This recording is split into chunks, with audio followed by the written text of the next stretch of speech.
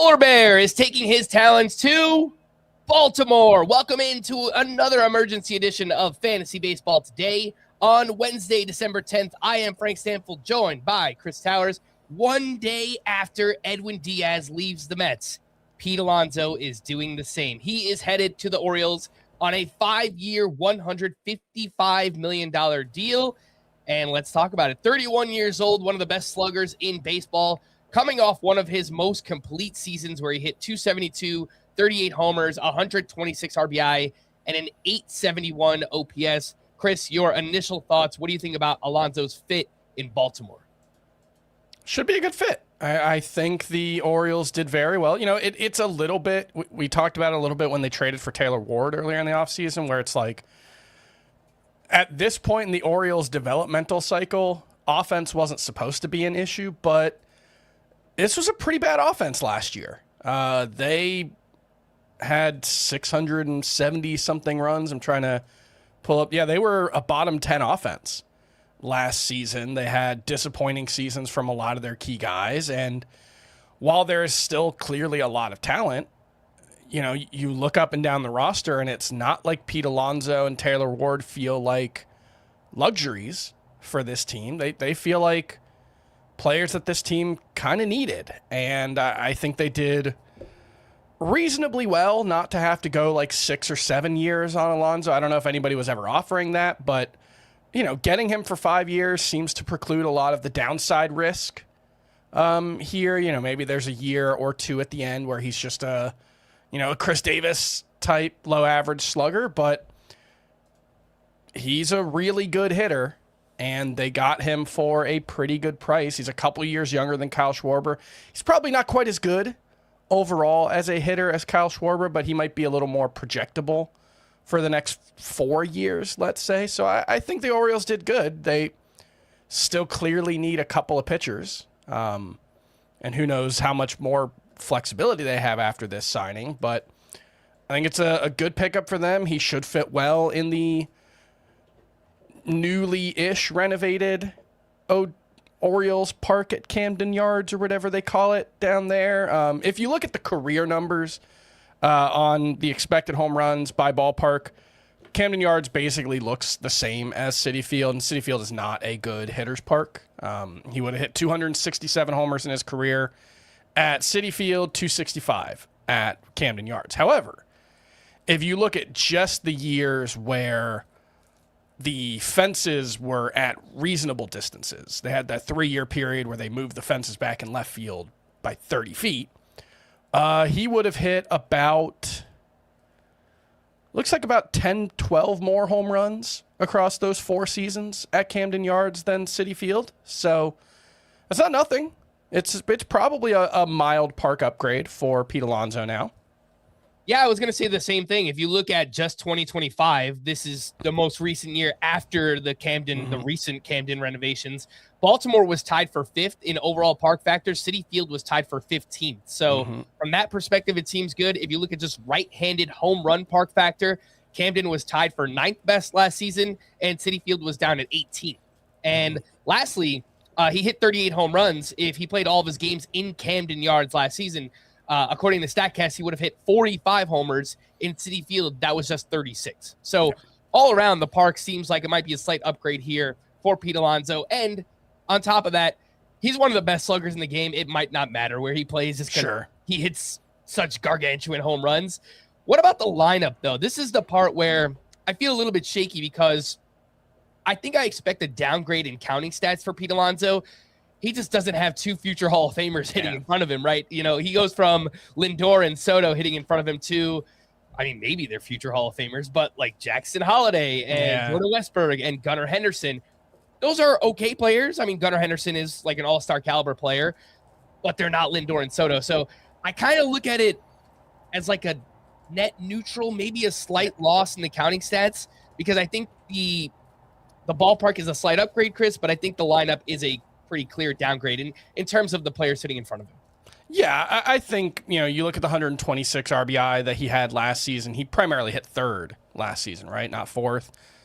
So, you know, it might depend a little bit there. But the Orioles, look, Gunnar Henderson is a a star. I would say as a hitter, he's probably a Francisco Lindor level hitter. There's nobody on the planet outside of maybe Aaron Judge and Shohei Ohtani who's a Juan Soto level hitter. So, it's hard to overcome that. But yeah, Jackson Holliday and Jordan Westburg have not turned into like elite table setters yet. I think the potential is there for Jackson Holliday certainly to make that leap. I think Westburg probably is always going to be a fairly low OBP guy. He's been like a 5% walk guy in his 2 full-ish major league seasons. So I think Westburg, if he's at the top of the lineup, not going to get a great OBP out of him, but Holliday could take a step forward. Henderson, I expect a better season than we got in 2025. It's a good lineup spot for Pete Alonso. It's not a great one relative to what he was at last year. So, yeah, I think you ding him a few RBI.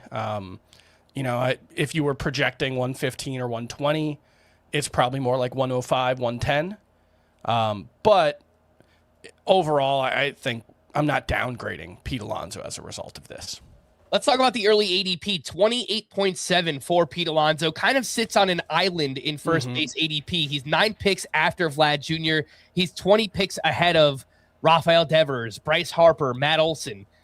Pete Alonso is coming off a season where he did make changes. He hit the ball harder than ever before, and it is entirely possible that he has just reached a new level, and this is now the baseline skill for Pete Alonso. Based on this ADP, Chris, I kind of feel like I just wait the 20 picks and see what I can get out of those other first basemen. What about you?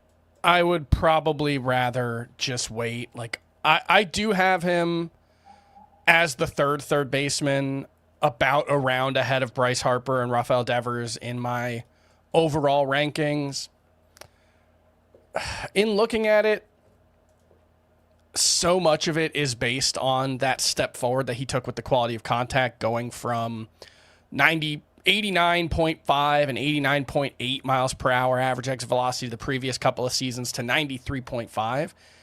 If that's sustainable, then yeah, I think Pete Alonso hitting 260 with 40 plus homers is pretty reasonable. But we've obviously seen that's not the floor for him. We had a 217 season in 2013 when he hit 46 homers. We had him hitting 240 in 2024. So the batting average has been a little bit all over the place. I think you probably take the under on last year's 272 and you're happy if he beats it, right? But you're getting 40 homers. It's about as safe a 40 homer hitter as there is outside of the first round or so. Maybe Kyle Schwarber, who's a little bit ahead of him in ADP. But we kind of know what Pete Alonso is. There's definitely some concerns about how this profile is going to age because he is not one of those guys who hits the ball in the air to the pull side very much at all. He's actually... okay, 19% last year is better than I thought, but he's more of an all-fields power hitter. A lot to right center, a lot to left center. It's not like just pulling it down the line, but that higher level of exit velocity can help make up for that, certainly. So on the whole, I'm a little more bullish about Alonso and how he's going to age than I was a year ago. It was a good 2025 for him. Yeah, and again, I think this move to Baltimore is kind of a net neutral for me in terms of Pete Alonso's value. But again, it's the ADP. I just don't love it. You're buying off one of his best seasons, and there are other talented first basemen that you can wait on too. It's nothing against Alonso. It's just the ADP to me is a little bit higher. So and I just look at like Pete Alonso and Matt Olson have kind of been they flip flop every year. Right? Yeah, like they're very similar in how they're priced for years, and then this year it's a 21 pick difference. And so that's one where I've often been kind of out on Matt Olson at price just because he's an inherently high, a volatile player who's had some really high highs, but some, pretty seasons. But him at 50 versus Alonso at 28, 29, I think Olson's probably the better pick here. All right, let's take a quick break. When we return, we'll talk about some of the other Orioles players right after this. When you need your sports news all the time, we've got breaking news to bring to you. CBS Sports HQ gives you a snapshot of all the sports that matter to you. When you need your sports in a snap, find it on CBS Sports HQ, streaming free anywhere you are. Welcome back in Fantasy Baseball today, emergency edition. Pete Alonso signing with the Orioles on a 5-year, $155 million deal. Does this do anything for the rest of the Orioles? I think it could help some of the counting stats in the top half of the lineup. And that updated lineup, by the way, it looks pretty good. Jackson Holiday, Jordan Westberg, Gunnar Henderson, Pete Alonso, Adley Rutschman, Taylor Ward, Dylan Beavers, Colton Cowser, and Samuel Basayo. So off the top of your head, Chris, are there any players here that you're giving a bump to now that they have, one of the best RBI producers in the game hitting behind them? Not really. I think the biggest thing for this Orioles lineup is Alonso will help, but this was going to be a better lineup in 2025 than it was in 2024, almost by default. Like I said, I think you expect better from Gunnar Henderson. Adley Rutschman, I don't really know, but I would hope for better from him, certainly. Samuel Basayo, having gotten his feet wet, takes a step forward, you would hope. So I don't think I would upgrade anyone specifically because of Alonso, but I do think just as a whole, my expectations for this offense are significantly higher than what they were in 2025, and I think it should be a very good offense. They're 9 deep in presumably above average hitters. Obviously, Adley Rutschman's a question mark. I think Dylan Beavers is a little bit of a question mark. Colton Cowser's a little bit of a question mark, but the upside for this offense is incredibly high now, for sure. Yeah, and I was already bullish on the Gunnar Henderson bounce back. I think this, my first thought was I think this only helps. Like his counting stats should be better with Pete Alonso behind him. I wonder if he runs a little bit less just because he has that slugger hitting behind him. Yeah, you see that a little bit. Yeah. You don't want to run into outs with, a home run bopper behind you like that. So maybe the steals come down a little bit on Gunnar, but I do think the counting stats and just the overall production, I expect to bounce back for Gunnar Henderson heading into 2026. Something we spoke about when Taylor Ward got traded over to the Orioles is just how crowded this team was. And guess what? It just got even more crowded, right? So I wonder about the sleeper appeal of a Samuel Basayo. While one of the best prospects in baseball, and we're all excited about what he could be in the future, just in 2026, they still have Tyler O'Neill on this roster. They still have Ryan Mountcastle on this roster for now. They can make trades. Kobe Mayo seems like he's completely out of the picture. Yeah. So do you worry at all about Samuel Basayo? If he gets off to a slow start, they could easily just, all right, pull the plug. Let's give someone else a shot at DH or even, as the backup catcher, whatever it is. I think there's some risk of that, but you also have to remember they signed him to, a $60 million contract, $80 million contract, whatever it was at the end of last season. So they are committed to Samuel Basayo long term and as a key piece of this lineup. And he's really the only guy who's gotten that long-term deal from this Orioles front office. So big vote of confidence there. I ultimately, if it comes down to it, if Adley Rutschman's not hitting, and he hasn't hit for about a year and a half now, if Adley Rutschman's not hitting, then it's going to be hard to take Samuel Basayo out of the lineup anyway, just because they're going to need some production somewhere. And, yes, Ryan Mountcastle and Tyler O'Neill. If Samuel Basayo hits like he should, none of those guys should matter. Yeah. It's not like Ryan Mountcastle and Tyler O'Neill did anything last year with the opportunities that they had. I would guess Ryan Mountcastle gets traded.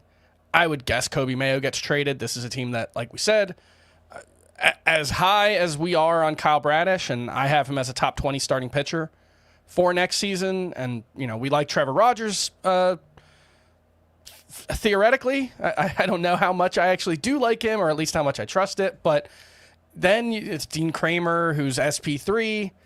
Dean Kramer is not someone you want starting a playoff game. Tyler Wells, Trevor Rogers and Kyle Bradish could be a really good top of the rotation.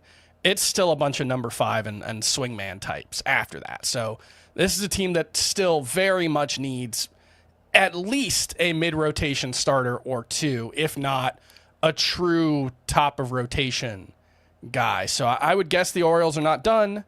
I would guess Ryan Mountcastle isn't really relevant. I would guess Kobe Mayo gets moved at some point this offseason, and that's where the pitching is going to come from. Yeah, there was a report from John Morosi before we started recording here that they are still in on Framber Valdez, too. So the Orioles making big splashes this offseason. Looking Kind of got to, yeah. Whether or not it's Valdez, we were talking beforehand. They were linked to Edward Cabrera yesterday. So, who says no? Kobe Mayo and Heston Kjerstad for Edward Cabrera. I would be down with that as a Marlins fan. A couple hitting prospects for a pitcher that has a bunch of upside, but big injury history as well. So I think there's a clear fit. I would think the Orioles either sign Valdez or wind up trading for an Edward Cabrera, Mackenzie Gore, whoever it might be, maybe even both. So we'll see what they wind up doing. They've been very busy here. Did just want to quickly pull up the catcher ADP. I found this pretty interesting. Early NFBC ADP, Adley Rutschman's at 155 and Samuel Basallo's at 165. So very, very close between those two. Chris, who do you prefer with just 10 picks apart between those two? I'm sure I have Adley Rutschman a little bit ahead, but actually, now that I'm thinking about it, I think they are just back-to-back. Actually, no, I did move, in my most recent update, I did move Basallo one spot ahead. And look, in an ideal world, I would think the Orioles just go 100% of the catcher playing time between those two and like 85% of the DH spots between them, but it gives them one fewer. This move gives them one fewer place to play Adley Rutschman and Samuel Basallo. I think if they both hit, there's your catcher and DH every day. In some order, in some, is it Rutschman starts 70% of the games at DH and Basallo's 30%? Probably something like that. But if they both hit like they're capable of, I don't think anybody else is going to matter as the DH. Or maybe it's once a week Alonso's there, and the next week it's Mountcastle. But if Basallo and Rutschman both hit like they're capable of, they could both be top 5 catchers next season. It's just Basallo didn't take the league by storm in his first go, and Rutschman's been, like we said, pretty bad since, I'm going to say June 27th of 2024, I think was the day. Somewhere around there. That he took a foul ball off his hand and just has not been the same since. They're both low-end number 1 catchers for me, but in that range with Francisco Alvarez, who I really like, and Alejandro Kirk, who's a nice fallback option, and Gabriel Moreno, and there's a lot of options at catcher in that high-end number 2 range. All right, again, the big news, Pete Alonso headed to the Baltimore Orioles on a 5-year, $155 million deal. We are going to wrap there. For Chris, I am Frank. Thanks, as always, for tuning in to Fantasy Baseball today. Please make sure to follow and leave a 5-star rating on Apple or Spotify, and we will be back again later tonight, maybe sooner. Bye-bye.